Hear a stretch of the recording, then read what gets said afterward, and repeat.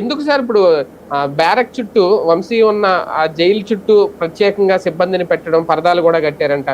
Sudden గా ఆ నిర్ణయం తీసుకోవడం, మరి నిజంగా 60 కెమెరాలు పెట్టారో లేదో తెలియదు కానీ ఆవిడైతే ఆరోపించారు ఆయన భార్య. అంటే ఎందుకు ఇంత పకడ్బందీ ఏర్పాటు? ఇందులో 3 కోణాలు ఉన్నది. వంశీని జాగ్రత్తగా చూసుకోవాలి, వంశీ తనను తాను జాగ్రత్తగా కాపాడుకోవాలి. ఎందుకు అంటే దాంట్లో రాసిన వార్తను బట్టి కొంత అనుమానం ఉంది. గంజాయి batch, drugs batch, blade batch అక్కడే ఉన్నారు, వాళ్ళని దృష్టిలో పెట్టుకుని పరదాలు కట్టారన్నారు. వాళ్ళకి వంశీకి ఏంటి గొడవ? ఇతను ఏమైనా బ్లేడ్ బ్యాచినా లేకపోతే గంజాయి బ్యాచినా?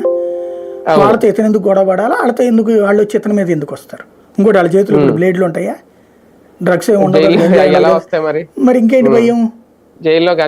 అంటే రేపు పొద్దున ఏదన్నా అతనికి జరిగినా వాళ్ళ వల్ల జరిగిందని చెప్పడం, వాళ్ళలో ఒకటి కాంప్రమైజ్ అవుతాడు, ఒప్పుకుంటాడు. రేపు పొద్దున ఆయన తర్వాత నిదానంగా వదిలేస్తారు ఏ స్వతంత్ర దినోత్సవం అని చెప్తే. కాస్త డబ్బులు తీసుకుంటే లొంగిపోవచ్చు వాడే. వాళ్ళతో ఏమైనా చేయించవచ్చు. లైక్ ఇదివరకు పరిటాల రవికి మర్డర్ కేసులో మొద్దు సీను, సూరి వీళ్ళ ఎన్ని ఎట్లా జరిగినాయి, జైళ్లలోనే జరిగినాయి కదా. అట్లాగే ఏమైనా ఇతను ఏమైనా చేస్తారో చూడాలి. మేము ఎంతో భద్రతా ఏర్పాట్లు చేసామని పేపర్లో రాశారు కాబట్టి పరదా కట్టారు అక్కడ. మరి అతను సరిగ్గా చూసుకునేటట్టయితే కనీసం ఇది కూడా లేకుండా కమోడ్ కూడా లేని మరుగుదొడ్డి, లేకపోతే మంచం కూడా లేనటువంటి బ్యారెక్ ఇస్తారా? అదే అది ప్లస్ ఇంకోటి, ఈ పరదా కట్టడం వల్ల అతనికి ఇప్పుడు గాలి కూడా ఆడదు.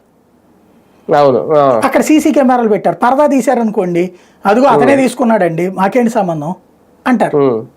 అదే లోపల ఏసీ కాదు కదా, ఇది ఎండ.